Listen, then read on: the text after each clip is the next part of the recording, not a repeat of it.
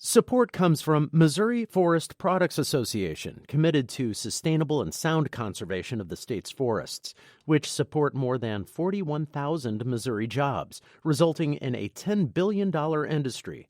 ChooseWood.com. Welcome to St. Louis on the Air. I'm Don Marsh. Literary magazines may not be for everybody, but they are popular among both aspiring authors and poets, as well as established writers and visual artists. Nationally recognized December magazine is published twice yearly here in St. Louis. Unlike most literary magazines that typically do not pay contributors, December does. But this nonprofit also needs funding to maintain its Writers and Artists Compensation Fund.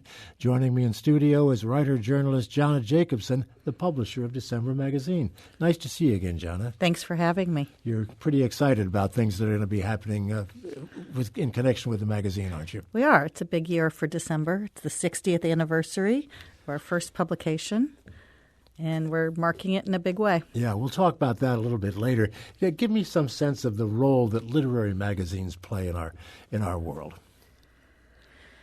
Literary magazines are, on the one hand, kind of a niche, and a lot of people don't know about them. But for avid readers, they really present a great opportunity. They don't come out, every month. It's a periodical.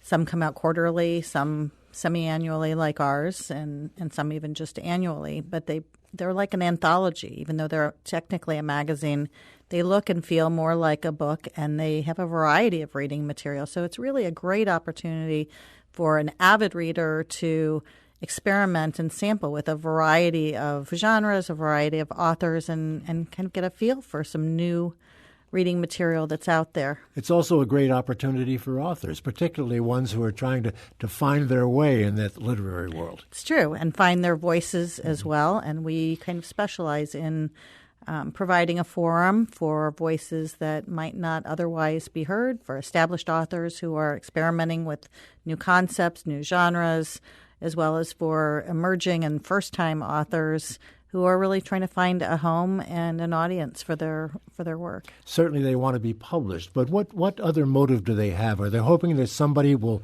read the magazine and say, boy, I like that style, or I like something about the presentation? Well, sure. Everybody, for me even, a piece of writing isn't really complete until it's been read. Mm-hmm. It's part of a conversation between the reader and the writer. And so until something has an audience and is being read, it doesn't really feel officially done. In the case of December, there's the added bonus that one of the things that makes December unique, in addition to paying our contributors, is that we go through an extensive evaluation process. So especially for emerging writers, when they're submitting their work to us, if work shows promise, and I would say it happens about 50% of the submissions, we provide feedback. We don't send any form letters. If we know why we're saying no to something, then we figure we might as well share that information with the writer. And they really appreciate that kind of feedback and commentary. And probably in 20% of the cases that it's really close, it's really good, but just not quite there, we provide really extensive comments and suggestions for revision and improvement. And several times those authors have revised their work and resubmitted it, and we've accepted it. When you say something may not be quite there, what does that really mean? Oh, it could be a case of it falls apart at the end. That happens more often than not. The story has great beginning, a great rhythm, a great pace, a great story to be told, and then an emerging or beginning author doesn't quite know how to wrap it up. Mm-hmm. So it kind of falls apart at the end. In some cases, the structure isn't quite right, that something doesn't ring true. So it's really close. It's got all the bones, but it needs a little help, a little guidance, and we like to provide that. Who is making that determination? Well, we have a group of about 20 submission readers, our associate editors, who are all writers themselves, who weigh in. Our managing editor, Jennifer Goldring, and I pretty much read every submission that comes through, sometimes before our submission readers, but always at the end before we are ready to sign off on something. So we gather the notes that our submission readers have made, and they're great readers, and they make extensive comments on the submissions, and so we provide that information to the writers. And in the end, it's Jennifer and I making the final call, but it's a consensus process. You also take submissions from visual artists as well. That's a little different, isn't it?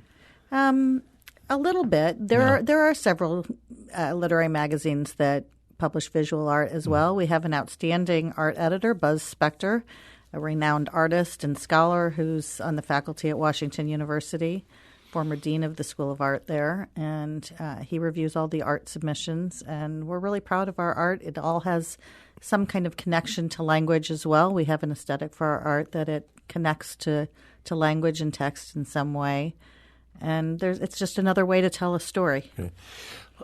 Who is a typical writer? Let's stay with the writers for the moment. A typical writer who would submit something to you. Wow. All sizes, shapes, and colors? I don't think there is such a thing as a typical writer. We have a really diverse panel of staff, of associate editors, and we read blindly. So we don't have any information about the submitters when we're reading their work. We don't see their cover letters or any identifying information. But we end up with, we say we like to present the complete spectrum of the human experience in what we publish. And that happens very organically because our panel of readers kind of represents the full spectrum of the human experience. I would have suspected that perhaps the typical person to submit would be young, an aspiring writer of, relatively young, college students. Sure, that takes up occasionally college students, occasionally even high school students.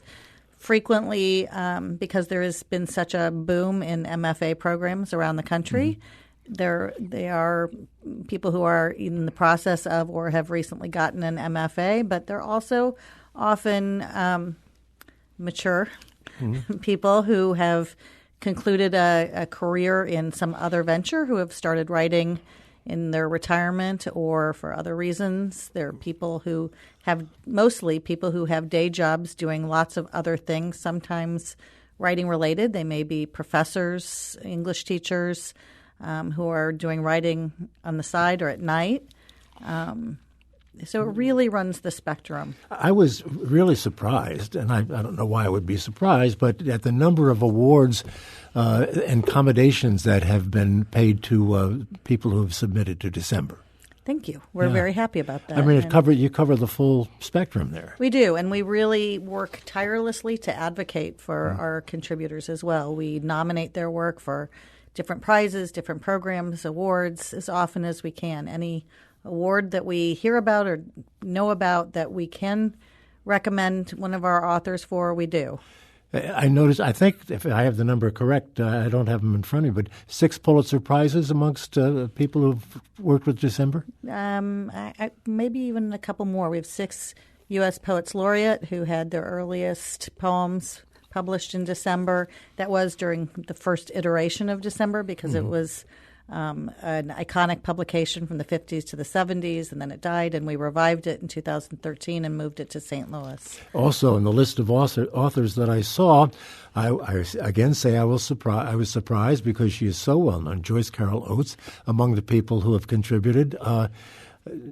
Should I be surprised that someone like that would submit to December? Writers are, I think, by nature a loyal and sentimental group of people. Joyce Carol Oates had one of her earliest stories published in December in the early 60s, and then she came back under our leadership and was a judge for a fiction contest about 2 years ago, and she could not have been more delightful to work with. She was really she was timely, as you might well imagine, and prompt, but really generous with her time and made notes and comments on all of the finalist stories that we could pass along to those writers as well. So she was really she was just generous of spirit. And we have to point out and reiterate that you pay your contributors, which is very unusual. But you've got to, in order to do that, you've got to raise money, and you've got an event coming up that's going to do just that. We do. Tell me about it. Well, in honor of our 60th anniversary, we have established a Writers and Artists Compensation Fund, an endowment fund. We do pay our writers already, but every time it's a little bit of cobbling together a grant from here and a grant from there and some funding here and funding there. And it was not something that we wanted to have be a tenuous thing. So in honor of this 60th anniversary of December, we established this fund, and then we needed to come up with some ways to fund the fund. And last summer, I met Mandy Gonzalez, and she's in Hamilton. She's been in Hamilton for almost 2 years now. She's starring as Angelica Schuyler, and we met and talked about the need to pay artists and writers. Her husband is also an artist, a visual artist, and she agreed to come to St. Louis on her night off from Broadway. Broadway's closed on a Monday night, so we're having a benefit concert on Monday, April 16th, featuring Mandy performing from her new CD, Fearless, as well as many of the show tunes that she has performed on Broadway. We are going to, we've had an opportunity to talk to Mandy, and we'll be playing that interview with her in our next segment. She's really quite a gal. She is. She's amazing. She is, I don't know where she finds the time and the energy. She's kind of everywhere and doing so much on behalf of empowering young women with her Fearless Squad. In addition to her regular duties in Hamilton.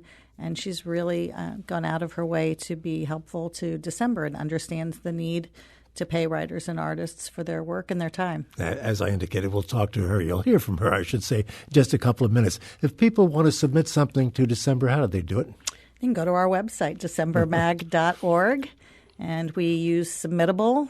It's a cloud-based submission program, and there's a portal right on our website to submit their work, or they can put it in the mail to us. Any restrictions on the length of manuscripts? Now, our contests, we have a contest running right now, prose contest. Our fiction contest is being judged by Ann Tyler, and our nonfiction contest by Dinty Moore. And those have a word count limit of 8,000 words, but our general submissions have no length limits. How much do you pay the contributors? We pay $10 per printed page. Up to a maximum of $200, a minimum of $40, and a couple of contributor copies and unlimited discounted contributor copies. We will put a link to your website on our website at stlpublicradio.org. I hope a lot of people, and aspiring writers in particular, are listening today and will join December. Thank you. We do too. Thank you. This is St. Louis on the Air on St. Louis Public Radio, 90.7 KWMU.